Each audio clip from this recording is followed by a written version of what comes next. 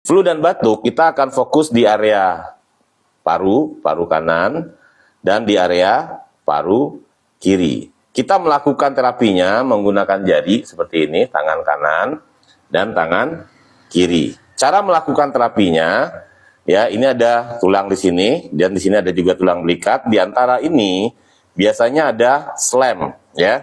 Jadi kita tempel, kita tekan, lalu kita getarkan seperti ini. Gerakannya kiri kanan, ya seperti ini. Tujuan kita menekan supaya kita bisa membenturkan dengan senyamannya seperti ini. Gerakannya kiri kanan, ya. Nah, lakukan seperti ini. Terapi ini 20 menit, 30 menit.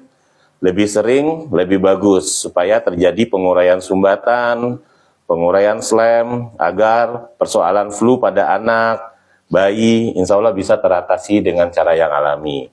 Untuk bayi, kita melakukan terapinya senyamannya bayi dengan menggunakan satu jari, seperti ini. Gerakannya senyamannya bayi. Ya, seperti ini. Kita benturkan ke sini, benturkan juga ke area belikatnya. Seperti ini, selusuri sampai ke bawah sini. Ya, dengan gerakan senyamannya. Bagi sahabat Topung yang melakukan terapi ini, Anda tidak usah khawatir. Ini jenis terapi yang insya Allah aman, mudah dipelajari, minim resiko, dan sangat berkhasiat. Begitu juga di area paru di sebelah kiri. Ini tulang, ini belikat, ada space di sini. Anda tempel, Anda tekan, lalu Anda getarkan. Gerakannya kiri kanan ya, bukan bulat-bulat atau atas bawah, tapi kiri kanan.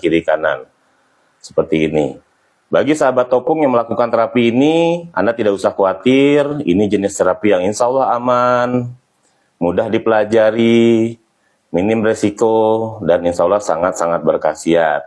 Dan jika Anda menonton video ini, Anda rasa ini bermanfaat, berkhasiat, Anda bagikan video ini, sebarkan video ini, agar banyak masyarakat Indonesia yang sehat secara alami. Bagi Anda yang ingin sehat alami, pastikan Anda rutin melakukan terapi totok punggung.